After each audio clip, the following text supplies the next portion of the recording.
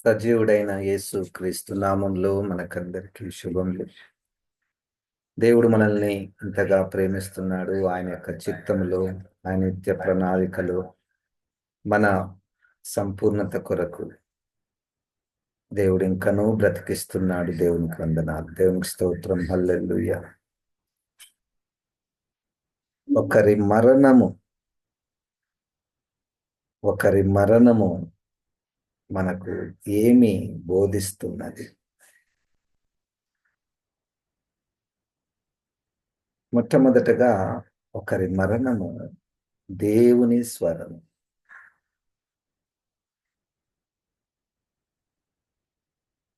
కీర్తనల గ్రంథము 90వ అధ్యాయము 90వ కీర్తన 3వ వచనం.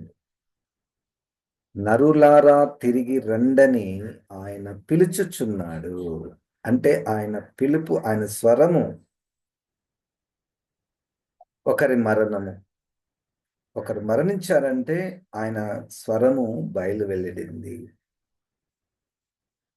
మత్తయి సువార్త 4:4లో కూడా మనుషుడు ఎట్లా బతుకుతున్నాడు అంటే దేవుని నోట నుండి వచ్చు ప్రతి మాట వలన ఆయన జీవించును. ఇంతకుముందు కూడా నిర్మల గారు ప్రార్థన చేశారు. మరణ జీవములు ఆయన చేతిలో ఉన్నాయి. దేవుని ప్రమేయము లేకుండా ఏది కూడా జరగదు. కనుక ఒకరి మరణము మనకు దేవుని వైపుకు కనెక్ట్ చేసుకోవాలి మొట్టమొదటగా. ఎందుకంటే మనం ఖచ్చితంగా నమ్మేది, వాక్యంలో ఉండేది, ఒక మనిషి ఈ లోకంలోనికి వచ్చుట వెళ్ళుట ఆయన ఆధీనంలో ఉన్నాయి. ఆయన ప్రణాళికల ప్రకారము అవి జరుగును. ఏంటి ఆయన స్వరము? ఒకరి మరణము దేవుని స్వరము. ఎందుకు ఇలాగు జరిగింది? చూడండి, క్రైస్తవులకు అయితే మరణము మొట్టమొదటగా దేవుని స్వరమైతే, రెండవది అది ఒక వరము. అది ఒక వరము. 2వ కొరింథీయులకు రాసిన పత్రిక 5వ అధ్యాయంలో, నా శరీరమును విడిచి నేను ఎప్పుడెప్పుడు వెళ్ళవలెనో, నా శరీరమును విడిచి ఆ పరలోకం నుండి వస్తున్నటువంటి ఆ నివాసము ఈ భూ సంబంధమైనటువంటి గుడారమును ఆక్రమించుకుంటుందో అని 2వ కొరింథీయులకు రాసిన పత్రిక 5వ అధ్యాయంలో మనం చూస్తాం. అది ఒక వరము. అదే ఫిలిప్పీ 1:21. చావు అయితే, క్రైస్తవులకు చావు అయితే లాభము. శరీరం నుంచి ఎప్పుడెప్పుడు వెళ్ళిపోవాలనా, ఎప్పుడెప్పుడు నేను ప్రభువును కలుసుకుందునా అన్నటువంటి ఆశ. శరీరంలో ఉన్నంత వరకు ప్రభువుకు దూరంగా ఉన్నానేమో అనిపిస్తున్నటువంటి విషయాలు. ఎప్పుడన్నా మీకు అనిపించిందండి, ప్రభువా ఈ సమస్యలన్నిటికీ కారణం నా శరీరమే, ఎంతగా నేను ప్రార్థన చేస్తున్నా, ఎంతగా నేను నీకు దగ్గరగా ఉంటున్నా, ఎంతగా ప్రయత్నం చేస్తున్నా కానీ ఈ విషయంలో, ఫలానా విషయంలో నేను నీ పోలికలోనికి మార్చబడలేకపోతున్నాము, కారణం ఈ శరీరమే ప్రభువా అని 9:27 మొదటి కొరింథీయులకు రాసిన పత్రిక ప్రకారం నా శరీరాన్ని నలగగొట్టుకొనుచున్నాను అన్న భావన వస్తుంటే అది ఆత్మీయ పోరాటము. అది ఒక వరము. ఎంత తొందరగా నేను ప్రభు దగ్గరికి పోవాలి అన్నటువంటి ఆశ. హల్లెలూయా. ఎందుకు అంత తొందరగా అంటే ఈ శరీరము అంత బాగలేదు. 7వ అధ్యాయం రోమా పత్రికలో కూడా క్రైస్తవులకు ఒక మరణము ఒక వరము. శరీరంలో ఉన్నంత కాలము ప్రభువుకు దూరముగా ఉన్న సందర్భాలు, శరీరేచ్ఛలు, భూలోక సంబంధమైనటువంటిది పరలోక సంబంధమైనటువంటి దానితో స్వతంత్రించుకొనబడాలి. ఇది చచ్చితేనే గాని మొలకెత్తదు. ఈ విత్తనము భూమిలో వేసినటువంటి విత్తనం చచ్చిపోతేనే గాని మొలకెత్తదో, అట్లే ఈ శరీరము చనిపోతేనే అది పునరుద్ధానంలో పాలిభాగస్తులవుతుంది. మొదటిగా ఒకరి మరణము దేవుని యొక్క స్వరము. రెండవదిగా క్రైస్తవులకు క్రైస్తవుల మరణము ఒక వరం. మూడవదిగా క్రైస్తవుని యొక్క మరణము ఒక మార్గము. హల్లెలూయా. మార్గము. దేనికి మార్గము? క్రైస్తవుని యొక్క మరణము ఒక మార్గం. ఇంకా అదే మార్గము గుండా పరలోకంలోనికి చేరుకోవాలి. యేసుక్రీస్తు మనకు ఆ మొదటి తెస్సలోనిక పత్రికలో 4వ అధ్యాయంలో మరణించినటువంటి వారి విషయమై మీరు ఏమనుకుంటున్నారు? ఇది ఎందుకు ఈ మరణము అంటే ఇది ఒక మార్గమయ్యా. దేనికి? ఎత్తబడడానికి. క్రీస్తునందు ఉండి మృతులైనటువంటి వారు మొదట లేతురు. మృతులైనటువంటి వారు లేస్తారు. జీవించినటువంటి వారు మార్పు చెందుతారు. అంటే ఇప్పుడు ఆ లేచుట, ఆ పునరుద్ధానులుగా చేయబడుట మరణము ద్వారా. మరణము అన్నటువంటిది ఒక మార్గము. మరణం అన్నటువంటిది ఒక మార్గం అయితే అదే మరణము భయము. దేవుని యొక్క భయము. మరణం అన్నటువంటిది దేవుని యొక్క భయం. ఎవరికి? 5వ అధ్యాయంలో అపోస్తల కార్యంలో ఒక్కటే రోజు భార్య భర్తలు చనిపోయారు. సంఘం అంతటికి భయం పుట్టేసి ఒక్కటే రోజు భార్య భర్తలు చనిపోయి సమాధి చేయబడితే మనమైతే ఆదరించడానికి సంఘంలో మా సంఘస్థుడు అని చనిపోయింది, ఆదరించడానికి పోతాము, పూలదండ వేస్తాము, సమాధి కార్యక్రమం వరకు ఉంటాము, పాటలు పాడతాము, నాలాంటి వాళ్ళైతే బోధిస్తాము, వస్తాము. మరి ఏదైనా భయం అన్నటువంటిది కలిగిందా? ఎప్పుడు భయం అవుతుందంటే ఈ మరణము కరెక్ట్ కాకపోతే. ఈ మరణము పరిశుద్ధాత్మ ద్వారా జరిగినటువంటి కార్యం. ఈ వ్యక్తి ఎట్లా చనిపోయాడు? ఈ వ్యక్తి ఎట్లా చనిపోయింది? దేవునికి విరోధముగా అబద్ధమాడినప్పుడు వారు చనిపోయారు.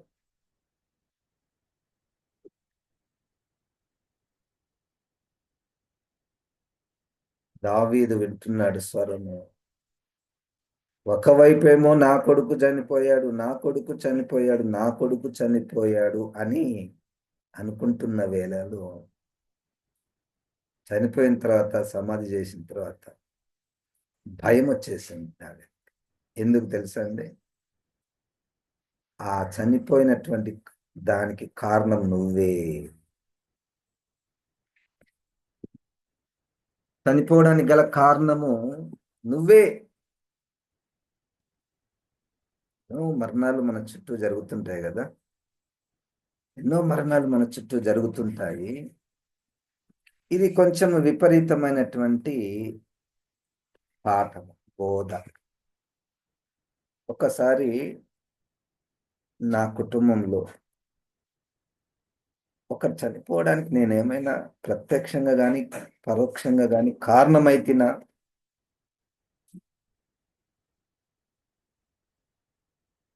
విపరీతమైనటువంటి సంఘటనలు. భర్తను చంపింది ఈమెనే. ఈ లాస్ట్ వీక్ నేను ఒక ప్రాంతానికి వెళ్ళాను. అది గూడా ఒక మెమోరియల్ సర్వీస్ అటెండ్ కావడానికి.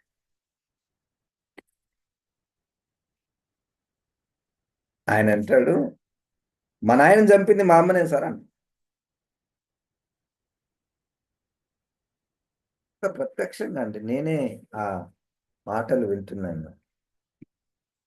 మా నాయనని చంపింది మా అమ్మనే.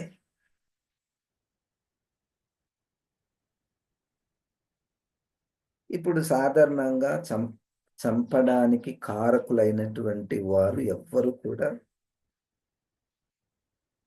నేను చంపలేదు అని చెప్పచ్చు. నేనొక్కదాన్నేనా చంపింది అని అనొచ్చు. లేకపోతే ఆ తలంపే మనసుకు రాదు. ఆ రోగమొచ్చి చచ్చిపోయిండు. యాక్సిడెంట్ అయి చనిపోయిండు. ప్రభువు ఒక్కసారి మనకు ఒక జ్ఞాపకం జేయాలి. బ్రతికున్నప్పుడు, బ్రతికున్నప్పుడు నువ్వు చేయవలసినటువంటి బాధ్యతలు నువ్వు చెయ్యకపోతే, ఆయన మరణంలో అనేక కారణాలలో నువ్వు గూడా ఒక కారణం అయితవేమో. అది పాట. భయం, భయం, భయం. లెక్కడుగుతాడు. కదండీ! ఒకరి మరణము దేవుని స్వరము. ఒకరి మరణము దేవుని యొక్క మార్గము. ఒకరి మరణము క్రైస్తవుని మరణము ఒక వరము. క్రైస్తవుని మరణం ఒక శాపం. ఎప్పుడు 16 మత్తయి సువార్త 16వ అధ్యాయం. ఒకడు లోకమంతా సంపాదించుకొని వాని ప్రాణమును పోగొట్టుకొనిన ఎడల వానికేమి ఫలము? అంటే ఇంత నువ్వు సాధించావు, ఇంత నువ్వు సంపాదించుకున్నావు, రక్షణ విషయమై నీకసలు ఆలోచననే లేదు. నువ్వు చచ్చిపోతే ఎక్కడికి పోతావు? అసలు నీ మరణము లూకా సువార్తలో 16వ అధ్యాయంలో నీ మరణము నిన్ను పాతాళానికి తీసుకుని వెళ్ళిందయ్యా. ఒక శాపం. ప్రతి మరణము దేవుని దగ్గరికి పోతది, దేవుని దగ్గరికి పోతది, పరలోకంలో ఉంటాడు, దేవుని దగ్గర కూర్చొని ఉంటాడు. నో! ఆ మాటలు మనము చెప్పడానికి కష్టం. జీవించిన కాలమెల్లా సువార్తను వింటూ, వింటూ, వింటూ తెలిసి, తెలిసి, తెలిసి ప్రభువుకు దూరంగా లెక్క చేయనటువంటి జీవితాన్ని జీవిస్తూ ఉన్నటువంటి జీవితము అయితే, రక్షణ లేని జీవితము అయితే శాపమే కదండీ! ఒకరి మరణము శాపము.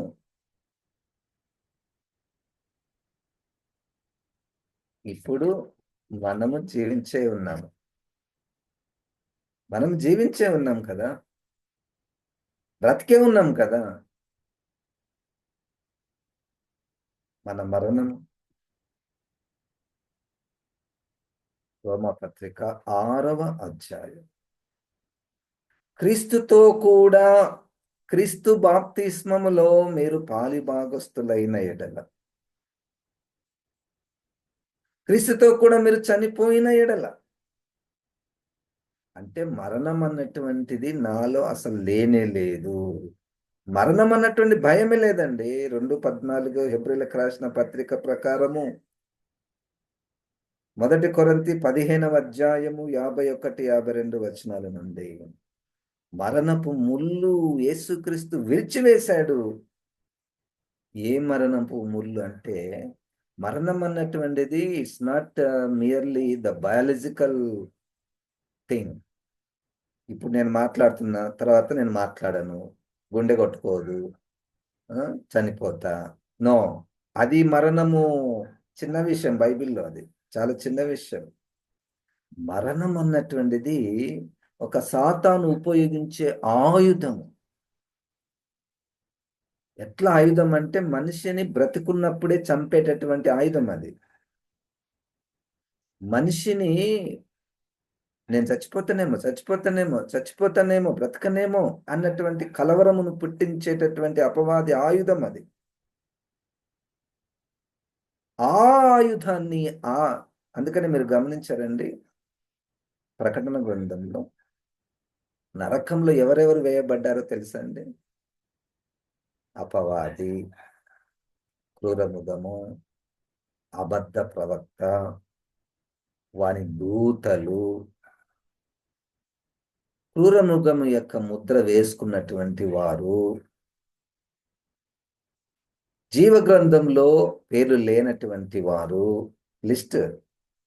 ఇక దాని తర్వాత అబద్ధికులు, విగ్రహారాధికులు, ఇంకా తిండిబోతులు, ఈ లిస్టులతో పాటు ఒక విచిత్రమైనటువంటి సంగతి ప్రకటన గ్రంథం నేను చూశాను. చివరిగా నరకంలో వేయబడేది మరణము. మరణమే నరకంలో వేయబడుతుందంట. ఆ భాష పరిశుద్ధాత్మ దేవునికే తెలియను. దాని యొక్క ప్రభావము మనిషి మీద ఎంత ఉందో తెలుసుకోవాలి.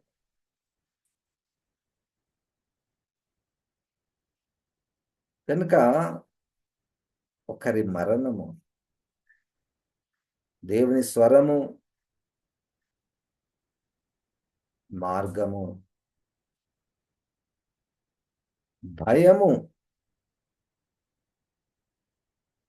వరము,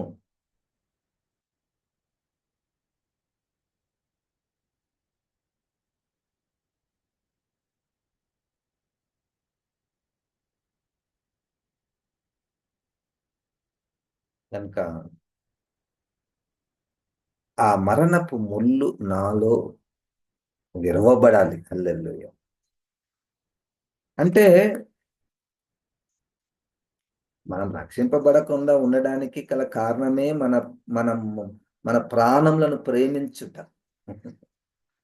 వద్దు ప్రభువా, నేను చచ్చిపోవద్దు ప్రభువా.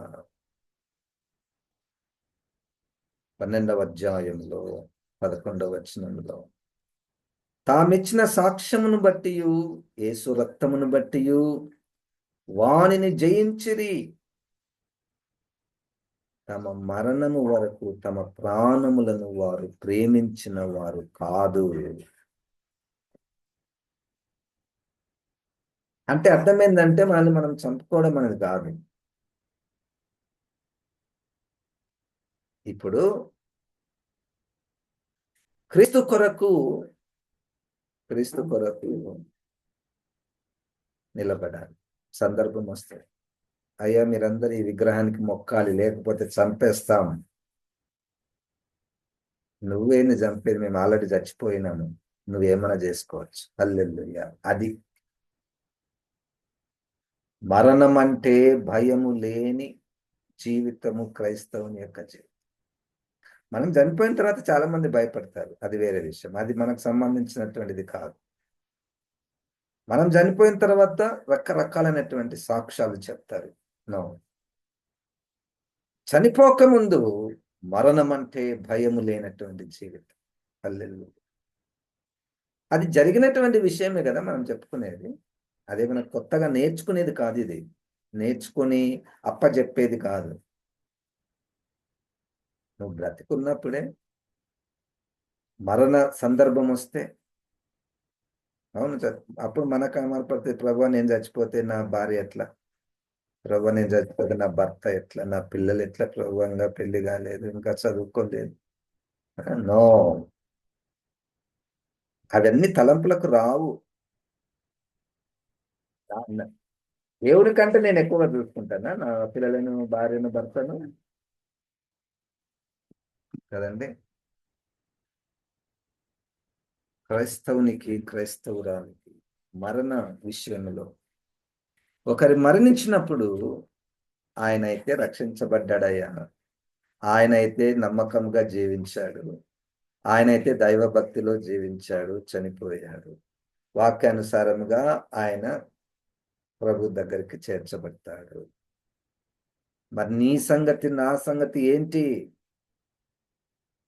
నువ్వు బోయి మనం బోయి ఎంత ఆదరణ కూడిక, ఆ!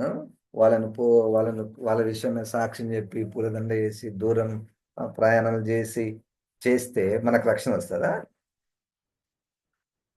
ఆ మరణము మనకు ఒక మార్గము, ఒక స్వరము, ఒక భయము, ఒక మేలుకొలుపు పుట్టించాలి.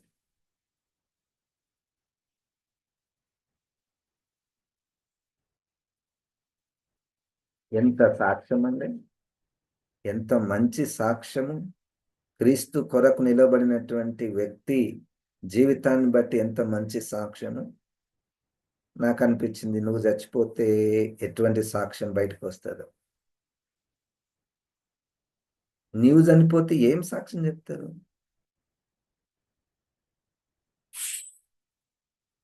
కొంతమంది సాక్ష్యాలు వింటుంటే క్రైస్తవుల సాక్ష్యాలు. ఆయన బ్రతికున్నప్పుడు పలానా కులానికి సంబంధించిన వాడు, పలానా డాక్టర్ చదివాడు, ఆ! పెద్ద పెద్ద ఉద్యోగాలను సంపాదించుకున్నాడు. ఆ! అసలు హ్మ్. అట్లా అన్నీ చెప్పి అసలు రక్షణ విషయం గాని, విశ్వాస విషయం గాని, తన క్రీస్తు మార్గంలో నడిచినటువంటి విషయం గాని ఒక్కటి కూడా లేకుండా అటువంటి సాక్ష్యాలు నాకొద్దు ప్రభా! చాలు మనము పబ్లిక్ ఫిగర్స్ కాకపోవచ్చు. అంతమంది రాకపోవచ్చు. కనీసం నీ కుటుంబం అయినా నీ గురించి సాక్ష్యం చెప్పాలి గదా!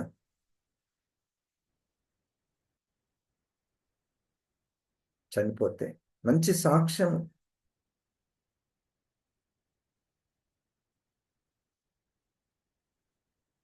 ఆ సాక్ష్యం ఎట్లుండాలంటే ఇట్ షుడ్ బి క్యారీడ్. 13వ అధ్యాయంలో నిర్గమకాండంలో ఇశ్రాయేలీయులతో పాటు 40 సంవత్సరాలు ఒక శవం నడిచిందండి. ఒక శవము నడుస్తుంది. ఆ శ ఆ శవ ఎముకలను పట్టుకొని తిరుగుతున్నాడు మోషేగా. "ఏంటయ్యా నీ చేతిలో ఆ ఎముకలున్నాయంటే?" "ఎవరివివి?" అంటే, "మా పితరుడైనటువంటి యోసేపు గారివి." ఆయన చెప్పాడులెండి మనల్ని దేవుడు అక్కడ వాగ్దాన భూమికి తీసుకొని వెళ్తాడు. దేవుడు దర్శిస్తాడు. మనల్ని విడిపిస్తాడు అని ఆయన చెప్పాడు. ఆయన జీవితం చూస్తుంటేనే ముందుకు పోవాలనిపిస్తది. ఆయన జీవితం అలా చూస్తూ ఉంటేనే మనల్ని విశ్వాసంలో ఎన్ని శోధనలకు తట్టుకున్నాడనుకున్నారు యోసేపు గారు? ఆయన్ని ఎంత ఇబ్బంది పెట్టినా గాని సహోదరుల్ని ఎంత ప్రేమించాడనుకున్నారు? అన్నీ ఆ ఎముకలను, ఆ శవాన్ని, ఆ మరణాన్ని మాట్లాడుకుంటుంటే అవి విన్నటువంటి ప్రజలు ఇంకా ప్రోత్సహించబడి ముందుకు పోవాలి. అది పాయింట్. మనం చనిపోయిన తర్వాత కనీసం మన పిల్లలకు మా అమ్మ, మా నాయన ఇట్లా జీవించాడు. ఆ! ఒక్కటి, 2 అయినా గాని వాళ్ళకు ఒకటి ఇచ్చినటువంటి అనుభవము మనకుంటే ఎంత బావుంటది కదండీ! అందుకనే 11వ అధ్యాయము హెబ్రీయులకు రాసిన పత్రికలో ఏబేలు మృతి పొందినను విశ్వాసము ద్వారా జీవించుచున్నాడు. హల్లెలూయా! విశ్వాసము ద్వారా జీవించుచున్నాడు. అది పాయింట్. అంతేగాని చనిపోయిన వ్యక్తి ఫోటో ద్వారా మా ఇంట్లో ఉన్నాడు. ఆయన ఫోటో పెట్టుకున్నాం సార్. పెద్ద ఫోటో పెట్టుకున్నాం. మా ఇంట్లోనే ఉన్నాడు. ఆమె ఆమె ఫోటో పెద్దగా మేము పెట్టుకున్నాం. మా ఇంట్లోనే ఉంది. ఏం ఏం గుర్తుకొస్తుంది ఆ ఫోటోని చూస్తుంటే? What is carried? What is his or her legacy? What he has given to you and your children and your wife and husband? ఏమిచ్చారు నీ తండ్రి నీకు ఏమిచ్చారు? మంచి ఆస్తినైతే ఇచ్చాడులెండి sir. Does it help you to grow in faith? ఆయన చనిపోయిన తర్వాత ఆయన ఉద్యోగం నాకు వచ్చింది sir. Does it help you to grow in faith?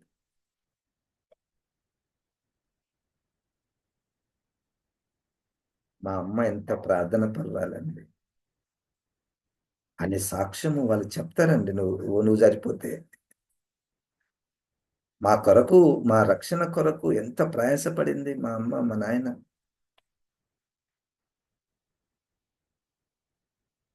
హల్లెలూయా. కనుక నేను నాకు గుర్తుకొచ్చినవే కొన్ని మీకు తెలియజేస్తున్నాను. పరిశుద్ధాత్మ దేవుడు సర్వ సత్యములోనికి మనల్ని నడిపిస్తాడు. ఈరోజు ఆ వ్యక్తిది, రేపు నాది, ఎల్లుండి నీది. మేల్ తొందరగా టైం లేదు. టైం లేదు. ఈ ఈ విషయాలన్నీ నా జీవితంలో అవి రాయబడాలి, భయం పుట్టించాలి, సిద్ధపరచాలి, సాక్ష్యాన్ని నిలుపుకోవాలి, రక్షణ కలిగి జీవించాలి, మరణ భయము లేకుండా, ప్రాణాన్ని ప్రేమించకుండా ప్రభువునే ప్రేమించేటటువంటి మనసు అన్ని విషయంలో రావాలన్నటువంటి కార్యములు పరిశుద్ధాత్మ దేవుడే జరిగిస్తాడు. నేను చెప్తే నువ్వు చేసేది కాదు. నువ్వు చేసినా కానీ అది నీ శక్తి, నా బలము, నా భక్తి కానీ కాదు.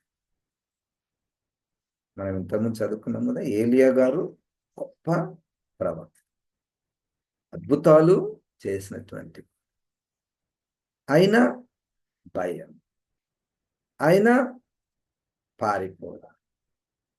మానవ శరీరం అది.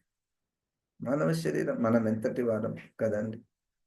ప్రభా నేను బ్రతకలేను, నన్ను తీసుకో ప్రభా అన్నటువంటి సందర్భం. పరిశుద్ధాత్మ దేవుడు మనకు సహాయం చేయను గాక. జీవం గల దేవ, సృష్టికర్త ఆత్మదేవ, ఈ మాటలను ప్రభా నా జీవితంలో, మా జీవితంలో ఫలింపచేయను ప్రభా. మా మరణానికి మునిపే నీ పోలికలకు మార్చబడటకు సహాయం చేయి. మా మరణానికి మునిపే మంచి సాక్ష్యము కలిగి, మరణానంతరం నా జీవితము, మా జీవితాలు, మా కుటుంబ సభ్యులకు ప్రభా మాదిరికరంగా ఉన్నట్లు సహాయం చేయండి. యేసు నామమున ప్రార్థిస్తున్నాము తండ్రి. ఆమేన్. ఇప్పుడు మన పరమ తండ్రి అయిన దేవుని యొక్క ప్రేమ, ప్రభువైన యేసుక్రీస్తు యొక్క కృప, పరిశుద్ధాత్మ దేవుని యొక్క సహవాసము మనకందరికి సదాకాలము తోడై ఉండును గాక. ఆమేన్. దేవుడు మనల్ని దీవించును.